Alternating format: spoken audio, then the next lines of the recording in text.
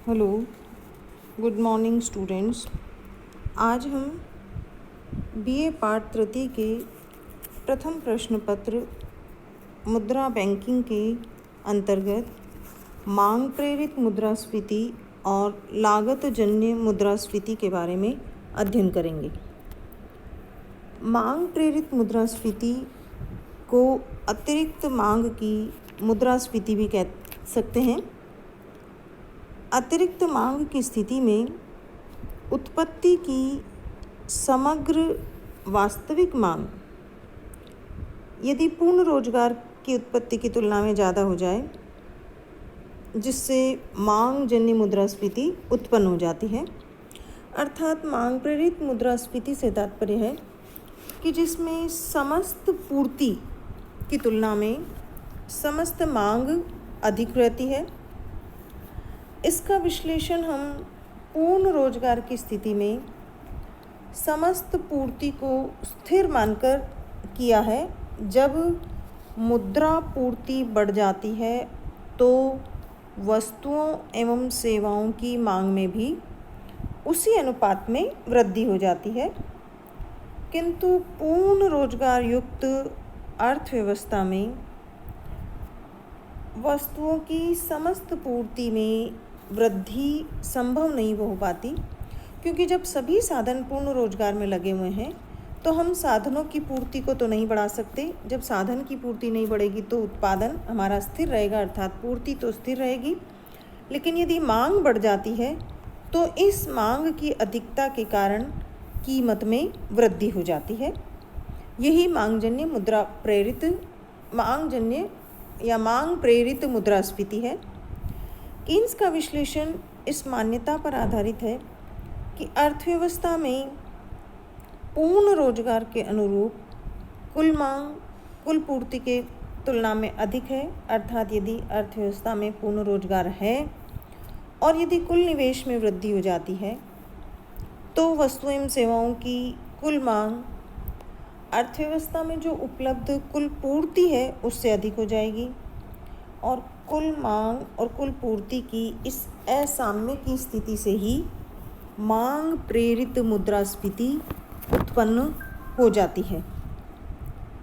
मांग प्रेरित मुद्रास्फीति को हम इस प्रतिष्ठित दृष्टिकोण में पूर्ण रोजगार की अवस्था में मांगजन्य मुद्रास्फीति का जो विश्लेषण किया गया है वही कीन्स या आधुनिक अर्थशास्त्री पूर्ण रोजगार से कम में भी मांग प्रेरित मुद्रास्फीति का विश्लेषण करके जीवन के यथार्थवादी दृष्टिकोण को अपनाते हैं। जैसा कि हम इस रेखाचित्र में देख रहे हैं, ओ एक्सिस पर वास्तविक उत्पत्ति की मात्रा ली गई है, अर्थात जो मांग और पूर्ति को दर्शाती है, और ओ वाई एक्सिस पर हमने कीमत स्तर लिया है। यहाँ पर जो ए डी जो है वो मांग वक्र है तथा जो ए एस है जो ऊपर की ओर जा रहा है वह पूर्ति वक्र है। प्रारंभिक स्थिति में हम देखते हैं तो जो मांग और कुल पूर्ति वक्र है वो ई बिंदु पर एक दूसरे को काटते हैं, जहाँ पर कीमत स्तर P1 निर्धारित होती है। अब यदि मांग के AD1 से बढ़कर AD2 हो जाने पर जो हमारा पूर्व में जो हमारा AS वक्र है पूर्ति वक्र, उसके साथ हमारा नया संतुलन E2 बिंदु पर स्थापित होता है, जिसमें कीमत स्तर बढ़कर P1 से P2 हो जाता है।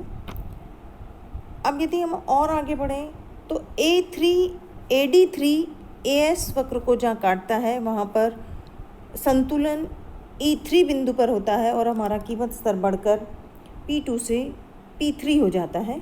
इस प्रकार यहाँ मांग के बढ़ने से कीमत स्तर बढ़ा है। अतः यह मांगजन्य या मांग की प्रेरणा से उत्पन्न मुद्रास्फीति की दशा का सूचक है। 1920 के दशक में जर्मनी की हाइपर इन्फ्लेशन या जो हाइपर मुद्रास्फीति वो मांगजन्य मुद्रास्फीति ही थी। भारत में योजना काल में घाटे की वित्त व्यवस्था एवं अत्यधिक बैंक साख निर्माण से लोगों की जो मौद्रिक आय में वृद्धि हुई उसके कारण उत्पादन और समस्त पूर्ति के मुकाबले समग्र मांग में तेजी से वृद्धि के कारण अल्प रोजगार की अवस्था में ही मांग प्रेरित मुद्रास्फीति का सामना कई बार करना पड़ा। इस पर जनसंख्या की वृद्धि का भी प्रभाव पड़ा।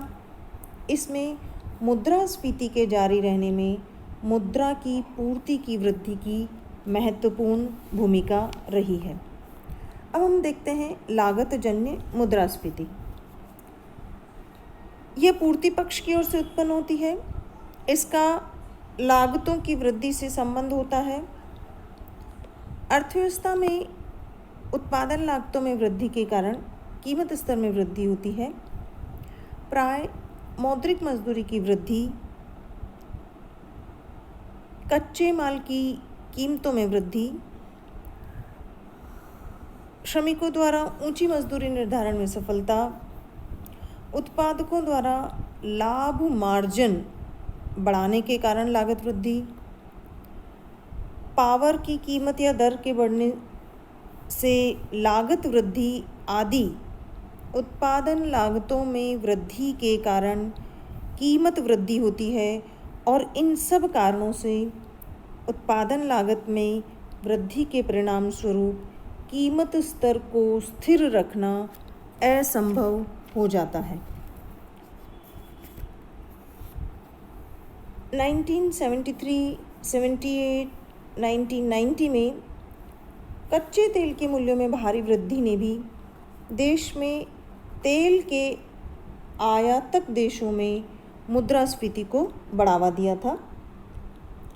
लागत जन्य मुद्रास्फीति पूर्ण रोजगार की दशा से पहले कभी कभी उत्पादन क्षमता के अप्रयुक्त रहने और श्रमिकों के बेरोजगार पाए जाने की अवस्था में भी उत्पन्न हो सकती है। रेखा चित्र में हम देखते हैं कि प्रारंभ में जो हमारा ओ एक्सिस पे हम मांग पूर्ति या वास्तविक उत्पत्ति को बताया गया है और ओ वाई एक्सिस पे कीमत स्तर को बताया गया है। इस रेखा चित्र में एडी हमारा समग्र मांग वक्र है और जो ए एस ऊपर की ओर बाएं से दाएं की ओर जो जाते हुए वक्र हैं वो समग्र पूर्ति वक्र को बताते हैं। प्रारंभिक संतुलन एडी और AS1 के काटने पर E1 बिंदु पर P1 कीमत स्तर है। अब यदि पूर्ति वक्र ऊपर की ओर खिसक कर AS2, लेकिन यदि हमारा मांग वक्र AD ही है तो वह एक दूसरे को E2 बिंदु पर काटते हैं, जिससे कीमत स्तर बढ़कर P1 से P2 हो जाता है। और यदि पूर्ति और बढ़ जाए लेकिन मांग हमारी उतनी ही रहे, अर्थात AD और AS3 के कटाव बिंदु E3 पर कीमत स्तर P3 निर्धारित होता है। अतः यह सामान्य कीमत स्तर की वृद्धि, ये जो कीमत है P1 से P2 या P2 से P3, ये जो सामान्य कीमत स्तर की वृद्धि अर्थात मुद्रास्फीति का कारण लागत का बढ़ना माना जा सकता है। ये AS जो वक्र को सारी दूरी की ओर बढ़ता हुआ दिखाया गया है, क्योंकि हमने माना है कि अर्थव्यवस्था में अप्रयुक्त उत्पादन क्षमता विद्यमान है, जिसका उपयोग करते जाने पर हमारी पूर्ति बढ़ती जा रही है। लेकिन यदि मान लीजिए कि इसके बीच में भी यदि कहीं हमारा पूर्ण रोजगार संतुलन बिंदु आ जाता है तो उससे हमारा जो एस कर्व है वो वर्टिकल भी दिखाया जा सकता है, लेकिन इससे हमारे विश्लेषण में कोई ज़्यादा अंतर नहीं आता है। जैसे हम जानते हैं कि लागतों में वृद्धि से कीमतों में वृद्धि करना कभी कभी आर्थिक दृष्टि से आवश्यक भी हो जाता है, क्योंकि जो मजदूर संगठन है वो अपनी बार्गेनिंग या उनकी जो मोल भाव करने की शक्ति है उसको बढ़ाकर कभी कभी मजदूरी बढ़वाने में सफल हो जाते हैं। विदेशों से आयातित कच्चे माल से उत्पादन लागत बढ़ती है। यही नहीं, कभी कभी ऊंचे ब्याज और ऊंचे मुनाफों के कारण भी लागतें बढ़ जाती हैं। इस प्रकार